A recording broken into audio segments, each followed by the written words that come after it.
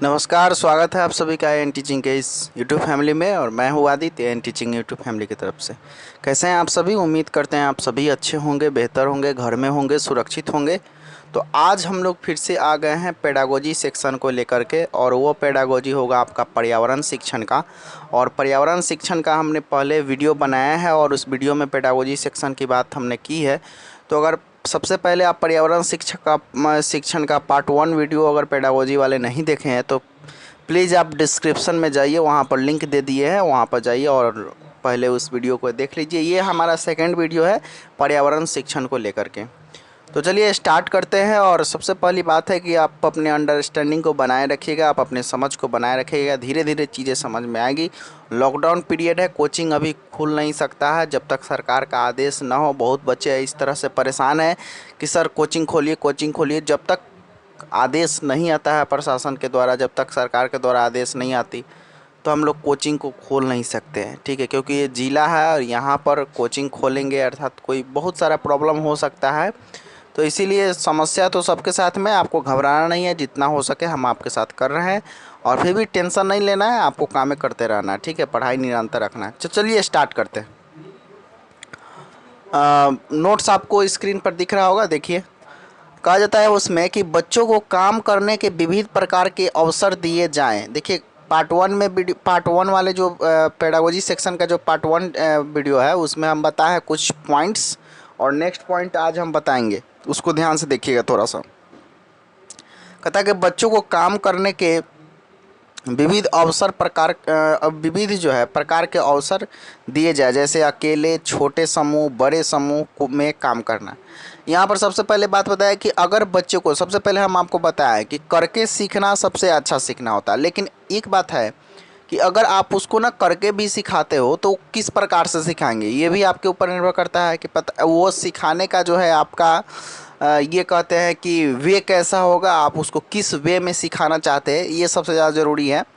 तो यहाँ पर सबसे पहले समझने वाली बात ये है कि आपको अवसर देना है उसको, लेकिन पता है कैसा अवसर देना है। कभी कभी उसको समूह में या अकेले, या कभी बड़ा समूह में, कभी छोटा समूह में।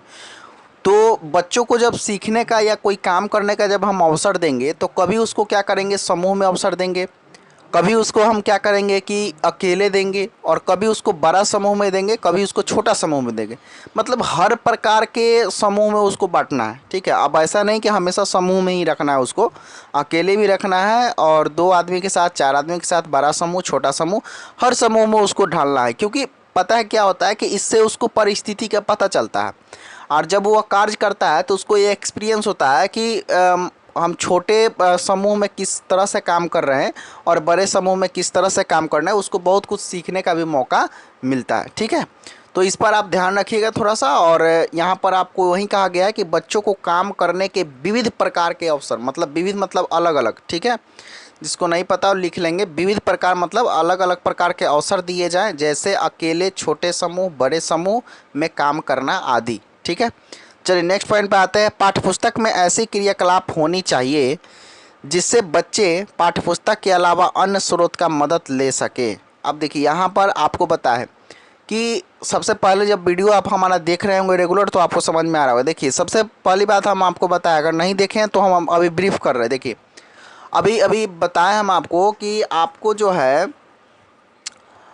किताबी ज्ञान सबसे अच्छा ज्ञान नहीं होता है बच्चों के लिए। जो सीटेट का जो पढ़ाई करते हैं हम लोग, बच्चों को पढ़ाते हैं, वो किताबी ज्ञान, एनसीएफ 2005 ये कहता है कि किताबी ज्ञान अच्छा नहीं होता है। आप उसको किताबी ज्ञान के साथ साथ में बाहरी ज्ञान का भी नॉलेज आपको उसको देना है, ठीक है। लेकिन बात यहाँ पर ये है कि नॉलेज उसको बाहरी ज्ञान का तो देंगे, लेकिन उसको क्रियाकलाप भी हम इस तरह से देंगे जो केवल किताबी पर आधारित ना हो, जो केवल बुक सेंटर्ड ना हो, ठीक है।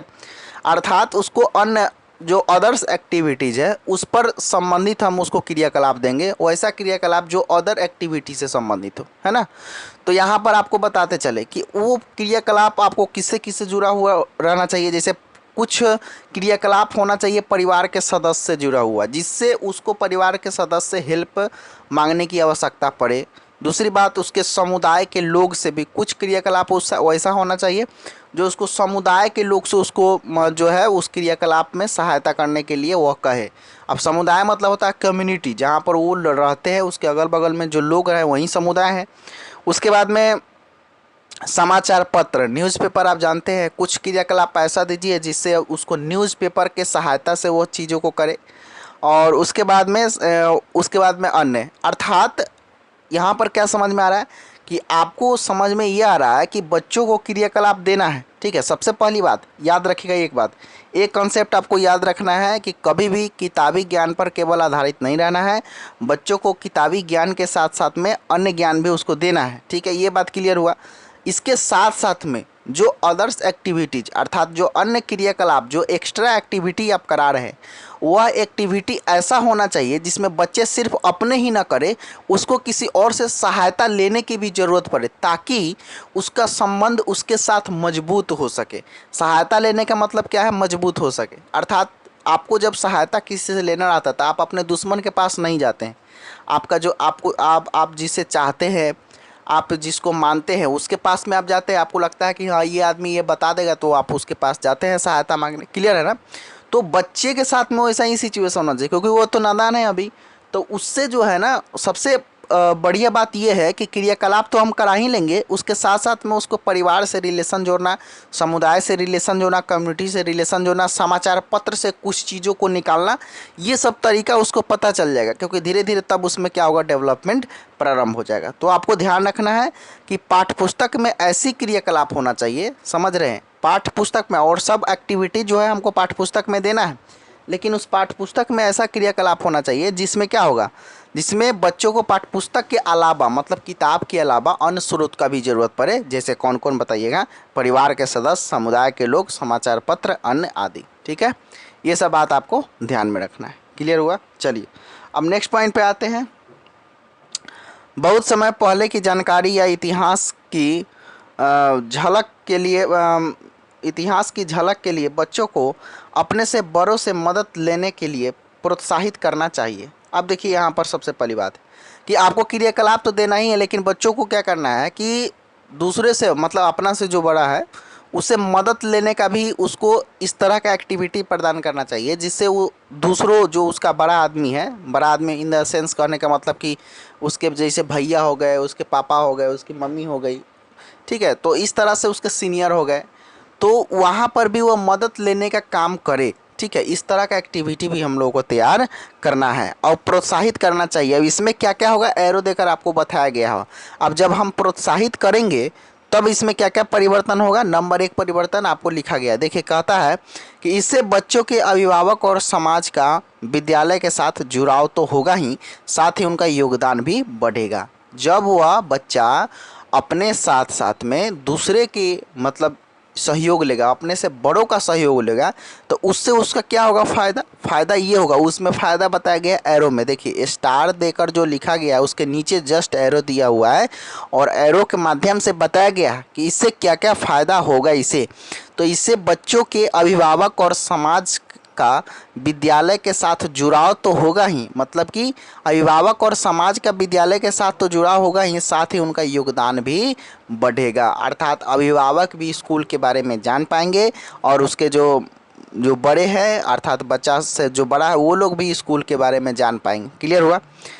इसमें बताया गया कि इससे शिक्षकों भी बच्चों के परिजनों के बारे में जानने का मौका मिलेगा। अब शिक्षक को भी क्या होगा, शिक्षकों को भी बच्चों के परिजनों के बारे में जानने का मौका मिलेगा। अब जब परिजन जब जाएंगे, इसीलिए ना स्कूल में पेरेंट्स मीटिंग बुलाया जाता है। ठीक है, पेरेंट्स मीटिंग बुलाने का 3-4 कारण है। सबसे पहला कारण तो ये है कि आपके बच्चा के जो घर में जो एक्टिविटीज़ रहता है उसको जानने का प्रयास करता है शिक्षक कि हाँ आपका बच्चा जो है घर पर कैसे पढ़ाई करता है, क्या टाइम टेबल है इसका।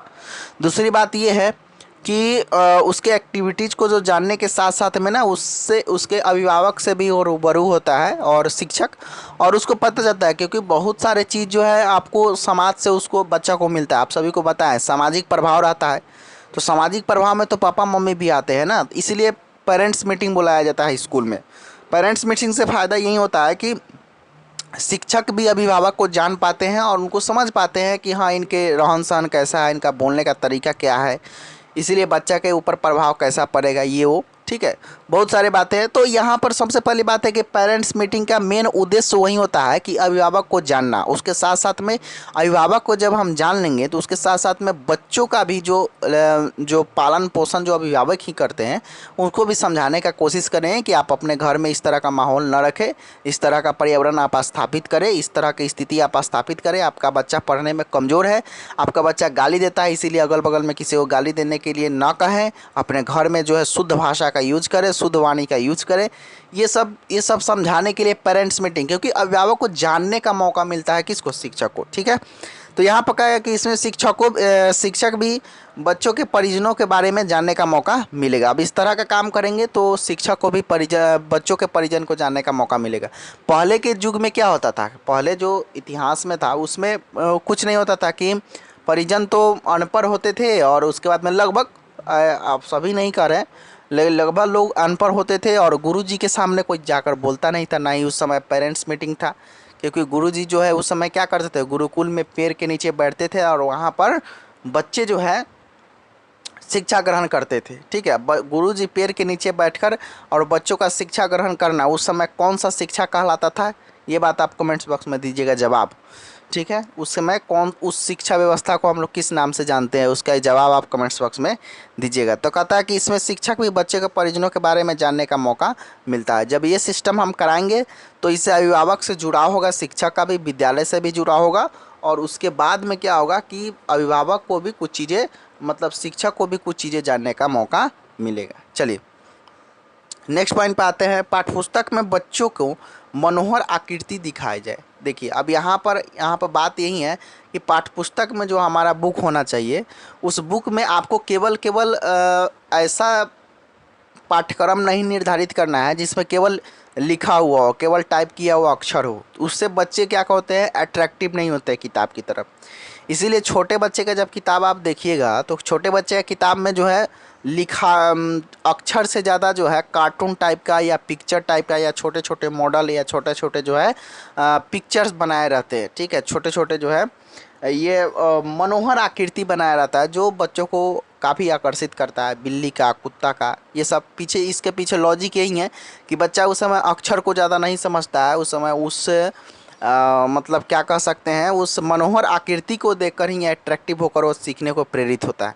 इसीलिए जब भी हम पाठ्यपुस्तक निर्धारित करें बच्चों के लिए तो उसमें हमारा जो आकृति होना चाहिए, जो हमारा सीधा सीधा अक्षर बेस नहीं होना चाहिए, सीधा सीधा लिखा हुआ नहीं होना चाहिए, उसके साथ साथ में क्या होना चाहिए, तो इसके साथ साथ में मनोहर आकृति दिखाई जाए जिससे बच्चे उससे क्या करेंगे, अट्रैक्टिव होंगे और बच्चे उसको सीखने के लिए प्रेरित होंगे और बच्चे में रुचि बढ़ेगा, इंटरेस्ट बढ़ेगा। जब रुचि बढ़ेगा, इंटरेस्ट बढ़ेगा तभी तो सीखेगा।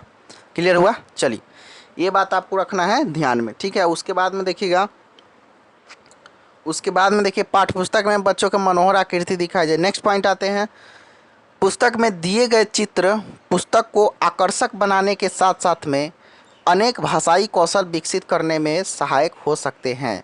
अब यहाँ पर कोई ज़रूरी नहीं है कि जो चित्र वहाँ पर दिया जाता है, अर्थात जो पाठ्यपुस्तक में चित्र को दर्शाया जाता है वो केवल बच्चों को अट्रैक्टिव करता है, केवल अट्रैक्शन देता है। उसके साथ साथ में उसे क्या करता है, उसके साथ साथ में अट्रैक्शन तो करता ही करता है, उसके साथ साथ में उसको बहुत कुछ सीखने का भी मौका मिलता है। अनेक तरह का भाषा सीखने का मौका मिलता है, अनेक तरह का सिम्बॉल सीखने का मौका मिलता है, ठीक है। तो आप कहेंगे सर यहाँ पर भाषा कैसे सीखेगा? अभी एक बात और दिमाग में रखना है आपको, जब भी हम पिक्चर देंगे, जब भी हम किसी भी मनोहर आकृति को देंगे तो आकृति जब सामने उसके रहेगा बच्चा के सामने तो उसके बहुत सारे सिंबल को वह समझ पाएगा। सिंबल समझते हैं ना, संकेत को, वो बहुत सारे संकेत को भी, सिंबल को भी वो समझ पाएगा। और सिंबल इन द सेंस कहने का मतलब ये हुआ कि हाँ कुत्ते का पूंछ जो है कैसा होता है, ठीक है। उसके बाद में अब दूसरा उदाहरण देते हैं, कभी कभी हॉस्पिटल के बारे में या प्राथमिक क्या कह सकते हैं, प्राथमिक मेडिकल के बारे में जो है, प्राथमिक उपचार के बारे में अगर बच्चों को शिक्षा देना है किताब में, तो उसमें जो है हम लोग क्या किए हैं कि किताब में उस तरह का चैप्टर डाला गया है तो वहाँ पर एक डॉक्टर का जो निशानी होता है वो प्लस का होता है, आप सभी को पता है। अब वो प्लस का मतलब उसमें प्लस जोड़ देंगे हम, किताब में प्लस ऐड रहेगा। तो बच्चा को वहाँ पर एक क्वेश्चन आया कि इसका मतलब क्या होता है, तो हम लोग बताएंगे कि इसका मतलब ये होता है, इसका मतलब चिकित्सा से है, अर्थात ये सिंबल जहाँ भी लगा रहेगा ये समझिए कि चिकित्सीय सेवा के उपलब्ध के लिए है और ये चिकित्सा से संबंधित यह सिंबल होता है। ठीक है, तो आप आकृति के साथ साथ में उसको सिंबॉलिक ज्ञान भी देते हैं और उसको अन्य भाषा का भी ज्ञान होता है। क्लियर हुआ? और अट्रैक्शन तो उसको होगा ही, रुचि तो उसको होगा ही, उसके साथ साथ में उस चीज़ को देखेगा और देखने के बाद में उसको बहुत ही ज़्यादा वो अट्रैक्टिव लगेगा और चीज़ों को सीखने के लिए प्रेरित होगा। ठीक है, चलिए आगे बढ़ते हुए उसके बाद नेक्स्ट पॉइंट पे आता है कि चित्रों की सहायता से बच्चों में संवेदनशीलता भी विकसित की जा सकती है। अब चित्र की सहायता से सेंसिटिवनेस भी उसमें विकसित किया जा सकता है। संवेदनशीलता का मतलब क्या हुआ? बहुत सारे, जैसे आपको एक उदाहरण देते हैं। उदाहरण ये है कि जब पर्यावरण का जो है किताब है, पर्यावरण का बुक है और उस पर्यावरण के बुक में एक सिचुएशन ऐसा दिखाया गया है जहाँ पर बहुत ही हरे भरे पेड़ पौधे हैं, बहुत ही जो है हरी हरी जो है झाड़ियाँ है और वहाँ पर कौवा जो है तालाब में पानी पी रहा है। ठीक है, कुत्ता जो है घूम रहा है। ठीक है, अन्य जानवर जो है इधर उधर जो है उस पेड़ पौधे के पास घूम रहे हैं, चिड़िया जो है वहाँ पर चहचहा रही है। इस तरह का पिक्चर आप पर्यावरण में एक सिचुएशन में दिए हैं। और दूसरा सिचुएशन ये हुआ कि सेकंड सिचुएशन ये रखेंगे, ध्यान से सुनिएगा हम क्या करना चाहते हैं, इसी में क्वेश्चन छुपा हुआ है, क्या मतलब है। पहला सिचुएशन ये हुआ कि जो है पेड़ पौधे हरे भरे हैं, वहाँ पर कौवा पानी पी रहा है और जो है जंगल में जो है वहाँ पर पेड़ पौधे के पास में अन्य जानवर घूम रहे हैं, प्राकृतिक वातावरण में चिड़िया चहचहा रही है। सेकंड सिचुएशन ऐसा आया कि कुछ लोग पेड़ को काट रहे हैं, अर्थात जो पेड़ उसमें पहले सिचुएशन में दिखाया गया था उस सेकंड सिचुएशन में अब क्या हुआ कि कुछ लोग उस पेड़ को क्या कर रहे हैं, काट रहे हैं और उसके बाद में धड़ल्ले से उस पेड़ का कटाई हो रहा है। और थर्ड सिचुएशन में ये बताया गया कि कौवा जो है मरकर, कौवा का जो है डेथ हो गया, वहाँ पर तालाब के पास गया तो तालाब के पास उसको पानी नहीं मिला और उसके बाद में चिड़िया जो थी, चिड़िया जिस पेड़ पे रहती थी उस पेड़ पर जो है क्या हुआ, उस पे वह पेड़ ही उसको नहीं मिला, इसीलिए चिड़िया वहाँ से गायब हो गई। चिड़िया जो पहले चहचहाया करती थी वह पेड़ कटने के बाद में अब वहाँ पर चिड़िया का कोई नामो निशान नहीं है, जैसा कि आज हम लोग आधुनिक युग में भी कर रहे हैं। तो इस तरह का जानवर जो था, जो पेड़ के आजू बाजू में घूमता रहता था अपने प्राकृतिक वातावरण में, वो जानवर भी गायब हो गया। ठीक है, तो इससे देखिए फर्स्ट सिचुएशन हमारा कितना अच्छा था, गुड फीलिंग दे रहा था बच्चों को कि हाँ कितना अच्छा है, कौवा भी पानी पी रहा है, बंदर घूम रहा है, इधर जो है कुत्ता घूम रहा है, इधर अन्य जानवर भी घूम रहे हैं, चिड़िया चहचहा रही है, बहुत ही इन बार फील कीजिए इसको। ठीक है, इसको फील करना है। तो ये जो है कितना पॉजिटिव देता था बच्चों को कि हाँ अच्छा लग रहा है, बच्चे को भी अच्छा लगेगा। लेकिन सेकंड सिचुएशन आया कि उसको काट रहा है और थर्ड सिचुएशन ऐसा आया कि वहाँ पर कुछ दिखाई ही नहीं दे रहा हमको, सभी जीव जंतु चले गए, प्रवास कर गए, यहाँ से कहीं और चले गए। तो इससे क्या हुआ, इससे बच्चों में संवेदनशीलता विकसित होगा। इस तीन पिक्चर के माध्यम से ही, फर्स्ट सेकेंड और थर्ड, किताब के रटने में कुछ नहीं रखा है, हम आपको बताते चले किताब को रटने में कुछ नहीं रखा है, जब समझ जाएंगे सीटेट बहुत आसान है। क्लियर हुआ? जैसे हम अभी आपको सिचुएशन ये समझा रहे हैं, तो फर्स्ट सेकेंड थर्ड तीन तरह के सिचुएशन हम बच्चों को दिखाएंगे अगर पाठ्य पुस्तक में, उसको न भी कुछ बताए फिर भी उसको बहुत कुछ समझ में आ जाएगा। कैसे समझ में आएगा? उसको इतना तो दिमाग में हो जाएगा कि हाँ पेड़ पौधा हमारे पृथ्वी पर आना बहुत ज़रूरी है। समझ में आ रहा है? अब यहाँ पर क्या हुआ, उससे संवेदन, उसमें जो है उस पिक्चर के थ्रू, उस मनोहर आकृति के थ्रू उसमें संवेदनशीलता विकसित हो गया, सेंसिटिवनेस आ गया और उसके बाद में बहुत ही ज़्यादा सेंसिटिव हो जाता है पेड़ पौधे के लिए और सोचने लगता है कि नहीं पेड़ पौधे को हमको बचाना है, हमारे रक्षा के लिए ये सब है। ठीक है, तो इस तरह की संवेदनशीलता आपको विकसित अगर करनी है तो आप एक मनोहर आकृति के द्वारा ही आप बच्चों में संवेदनशीलता का विकास कर सकते हैं। तो पर्यावरण शिक्षण में कहा गया कि इस तरह का आकृति आपके पाठ्यपुस्तक में होना चाहिए ताकि बच्चे में संवेदनशीलता विकसित हो सके। संवेदनशीलता को हम लोग बोलते हैं सेंसिटिवनेस, अर्थात इंग्लिश में उसको बोलते हैं। ठीक है, तो आपको इसको ध्यान में रखना है। क्लियर हुआ? क्लियर हुआ कि नहीं बताइएगा, कमेंट्स में बताइएगा क्लियर हुआ कि नहीं। चलिए, उसके बाद में बच्चों को अभिव्यक्ति की आज़ादी दिए और उसको जो है फ्रीडम देना है। अभिव्यक्ति मतलब क्या, उसको फ्रीडम देना है, उसको भी जीने का अधिकार है, उसको भी खेलने का अधिकार है, उसको भी रोने का अधिकार है, उसको भी हंसने का अधिकार है।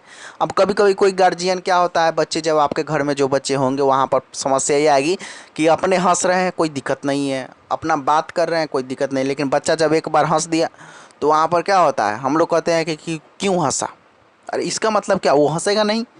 तो ये बात हुआ ना। अब आपके घर में भी कभी कभी, अधिकांशतः लड़कियों के साथ में ऐसा होता है, जो गर्ल्स होती है उनके साथ में ऐसा होता है। वो भी बच्चे, मान लो कि जब बच्चियाँ जो है 7-8 क्लास में चल जाती है, तो एक समझिए कि पूर्वाग्रह हमारे आपके दिमाग में और हमारे गार्जियन के दिमाग में ये बना रहता है कि लड़की है तो ज़्यादा हंसेगी नहीं, ठीक है, लड़की है तो ज़्यादा बोलेगी नहीं, लड़का है तो कुछ भी करेगा, ठीक है।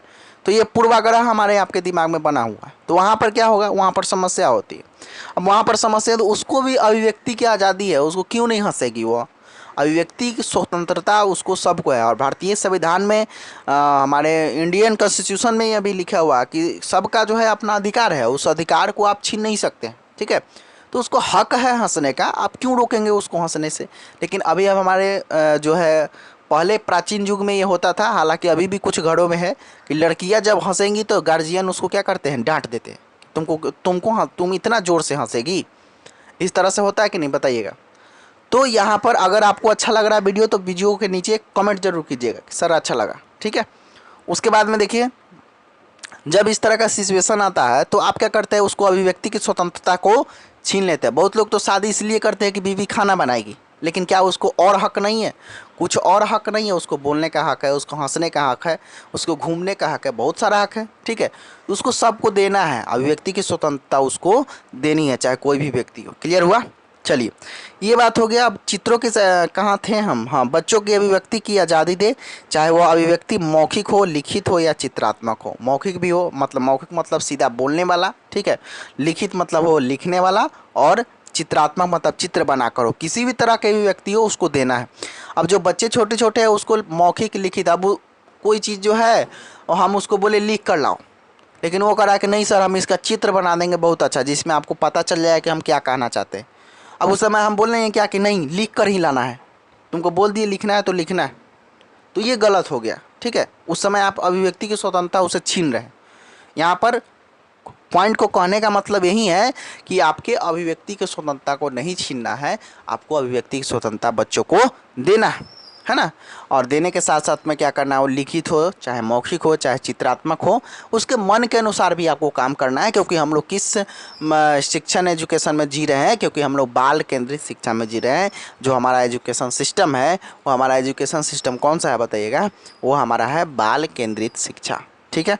चलिए नेक्स्ट पॉइंट आते हैं, और उसके बाद में देखिएगा क्या कहता है कि चित्रों से बच्चों में सृजनशीलता का भी विकास होता है, क्रिएटिविटी उसमें भी विकसित होता है, ठीक है। अगर चित्र आप बच्चे देख रहे हैं तो उससे चित्र बनाना भी प्रारंभ करते हैं। और चित्र बच्चों को हम लोग ये होमवर्क भी दे सकते हैं कि हाँ आप तुम इस चीज़ को बना कर लाओ, इस चित्र को बना कर लाओ, देखते हैं कैसा बनाता है। जिस जो बुक में बनाया हुआ है उससे उसका क्या होगा, क्रिएटिविटी का भी विकास होता है, उसमें जो है सृजनात्मकता का भी विकास होता है, और बच्चे कुछ अच्छा कर पाते हैं, ठीक है।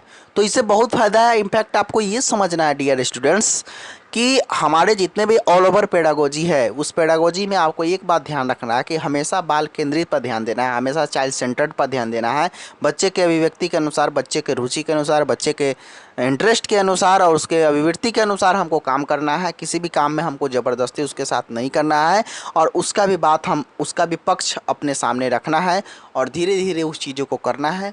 और ये सब चीज़ जब आप दिमाग में रखेंगे तो आपके लिए पेडागोजी काफ़ी आसान हो जाएगा, ठीक है। और हम कोशिश किए हैं आपको समझाने का, और उम्मीद करते हैं कि आपको समझ में आया होगा। अगर समझ में आए तो हमको पता कैसे लगेगा, कमेंट्स बॉक्स में लिखिए कि हमको समझ में आया या अच्छा लगा, या नहीं अच्छा लगा। नहीं अच्छा लगा फिर भी लिखिए आप उसमें कि नहीं अच्छा लगा, ठीक है। इससे हमको पता चलेगा कि आपको अच्छा नहीं लगा, तो फिर नेक्स्ट से अच्छे वीडियो बनाएंगे, ठीक है। मिलते हैं फिर से आपको नेक्स्ट वीडियो में, तब तक के लिए जय हिंद, वंदे मातरम।